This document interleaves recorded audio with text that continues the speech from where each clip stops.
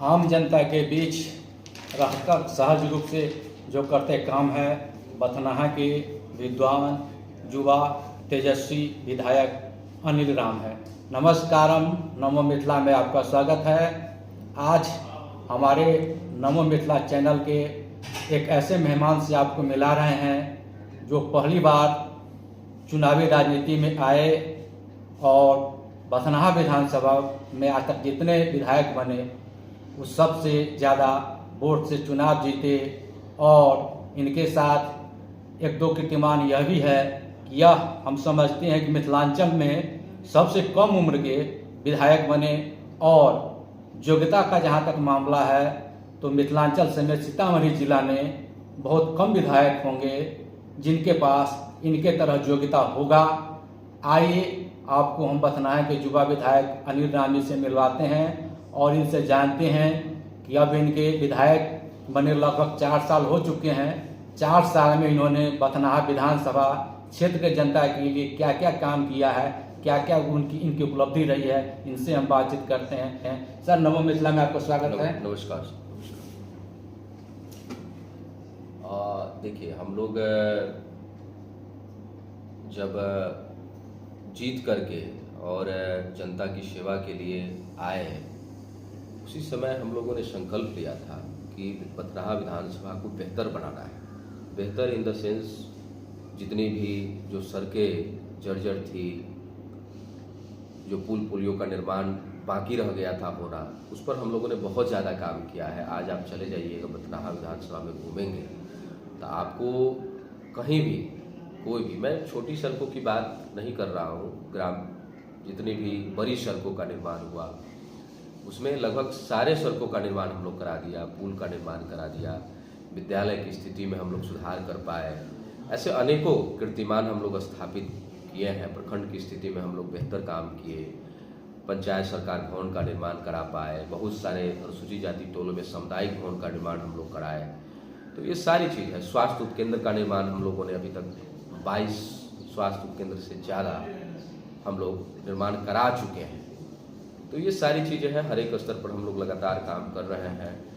इसके बाद आप अनेकों जो प्रखंड में क्रियान्वयन करने हेतु जो कार्य आते हैं उसको भी हम लोग ज़मीनी स्तर पर उतारते हैं। हमारा प्रयास होता है कि जो गरीब गुरबा का काम है, जो ज़रूरतमंद है, उनका काम सबसे पहले हो और पदाधिकारी निष्पक्ष तरीके से काम करें। अभी आप ये यहाँ का मैटर नहीं है, पूरे बिहार का मैटर है कि जिस तरीके से अफसरशाही और भ्रष्टाचार विद्यमान होता है उसमें कैसे हम अच्छा कर पाए, उसको लेकर के भी लगातार हम प्रयास करते रहते हैं कि अंचल में जो लोग जाते हैं अपना काम कराने के लिए, जो प्रखंड स्तर पर काम कराते हैं, उसमें पूरी पारदर्शिता के साथ और अच्छे तरीके से बिना किसी को परेशान किए काम हो सके। तो ये सारी चीज़ों पर हम लोग लगातार काम कर रहे हैं। एक जनप्रतिनिधि के रूप में हम लोगों ने बेहतरीन काम किया है। आगे भी हम लोग और अच्छे तरीके से हम लोग काम कर पाएंगे। अभी अपने यहाँ हमारा कृषि की व्यवस्था है, उसमें सुधार करने के लिए हम लोगों ने सरकार से मांग किया है स्लूइस गेट का निर्माण हेतु। तो स्लूइस गेट के निर्माण को भी स्वीकृति मिला है। ऐसे 5 स्लूइस गेट और चेक डैम का निर्माण होना है, जिसका हम लोग इस दिसंबर तक शिलान्यास कर देंगे। तो उसके हो जाने से सिंचाई की सुविधा जो है और अच्छा हो पाएगा। कई जगह बांध का भी निर्माण हुआ है अपने विधानसभा क्षेत्र में, जिससे जो कृषि योग्य भूमि है उसमें पानी की उपलब्धता सुनिश्चित हो पाया है। तो ये सारी चीज़ें हम लोग कर रहे हैं अपने विधानसभा क्षेत्र में। और विकास के लिए हम लोगों ने स्टेडियम की मांग सरकार से किया था, तो 2 स्टेडियम को भी स्वीकृति मिला है। हमने एक ITI कॉलेज का भी मांग किया था। तो ये सारी चीज़ों पर काम चल रहा है। हमारा लक्ष्य है कि अभी बचे हुए बहुत कम, लगभग 75% विकास कार्य, जो विकास कार्य जिसको कहते हैं, जैसे उसमें सड़क हो गया, पुल पुलिया हो गया, स्वास्थ्य उपकेंद्र हो गया, स्वास्थ्य केंद्र हो गया, सामुदायिक भवन हो गया। अभी अपने ही यहाँ हम लोग के यहाँ जो है लगभग 72 करोड़ की राशि से जो है बालिका छात्रावास का निर्माण मेजरगंज में हम लोग करा रहे हैं। तो ऐसे अनेकों काम अनगिनत हम लोगों ने कराया। आप घूमिएगा क्षेत्र में तो आपको पता चलेगा। अभी एक एक विद्यालय का 4 दीवारी और उसको जो मेन सड़क से जब विद्यालय के मेन बिल्डिंग तक हम लोग जाते हैं उसकी सड़कों का निर्माण, विद्यालय में शौचालय का निर्माण, विद्यालय में जो है समरसीबल पंप का निर्माण, ये सारी चीज़ों पर हम लोग लगातार काम कर रहे हैं। और ये हमारा लक्ष्य है कि लगभग सभी विद्यालय को 4 दीवारी से जो है हम लोग लैस कर देंगे। और बाकी अन्य चीज़ें जो है, सरकार की बहुत बड़ी उपलब्धि है कि अभी समझिए प्रत्येक विद्यालय में नए शिक्षकों की, जो बीपीएससी क्वालिफाइड शिक्षक हैं, उनकी नियुक्ति सुनिश्चित हो पाई है। अब हम जब जाते हैं हम लोग विद्यालय का भ्रमण करने के लिए, तो हम लोग देखते हैं कि अच्छे शिक्षक अब आ गए हैं। तो सरकार माननीय मुख्यमंत्री आदरणीय नीतीश कुमार जी के नेतृत्व में बिहार में शिक्षा व्यवस्था पर भी बहुत अच्छा काम किया जा रहा है। जो आप जानते होइएगा कि जो सरकारी स्कूल में है, ज़्यादातर गरीब परिवार के बच्चे पढ़ते हैं।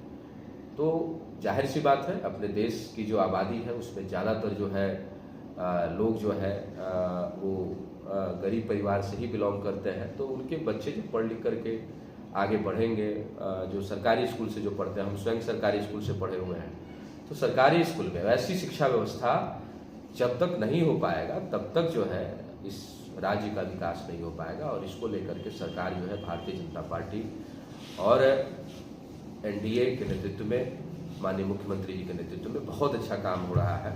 बाबा साहेब का अम्बेडकर का जो सपना था कि जब तक समाज शिक्षित नहीं होगा तब तक एक अच्छे समाज का निर्माण नहीं हो सकता है, तो उस पर बहुत अच्छा काम किया जा रहा है। ऐसे अनेकों काम सरकार का भी गिनाना हम शुरू करेंगे तो काफ़ी समय लग जाएगा। सरकार अभी देखिए मेट्रो पर काम कर रही है।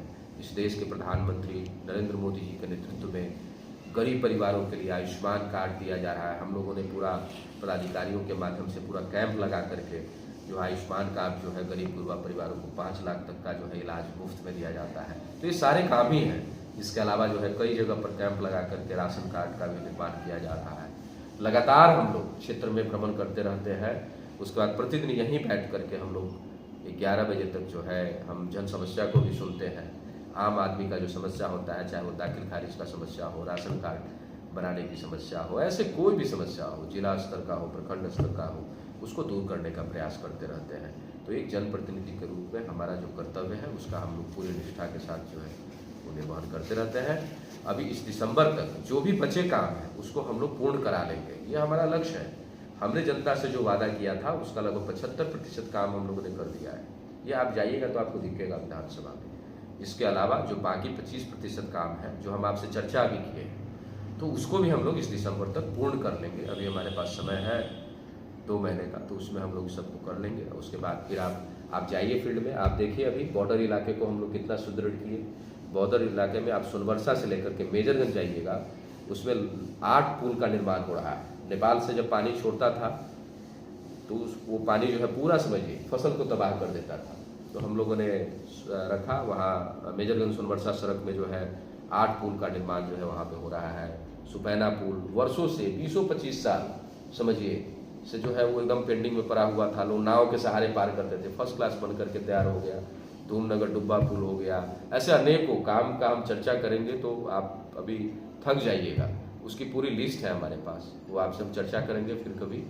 तो निश्चित रूप से हमारा जो लक्ष्य है, जनता को सुविधा जो मुहैया होना चाहिए उस पर हम लोग काम कर रहे हैं। विकास कार्य पर अनवरत काम कर रहे हैं इसको लेकिन मुख्य रूप से हमारा जो सपना था कि हम लोग प्रखंड को और बेहतर बना पाए, उस पर हम लोग कहीं न कहीं पीछे छूट जाते हैं। जब आम जनता हमारे पास समस्या लेकर के आता है कि सर हम लोग जाते हैं दाखिल खारिज कराने के लिए तो हमसे पैसा मांगता है पदाधिकारी, जाते हैं राशन कार्ड बनाने के लिए तो 2000 रुपया मांगता है।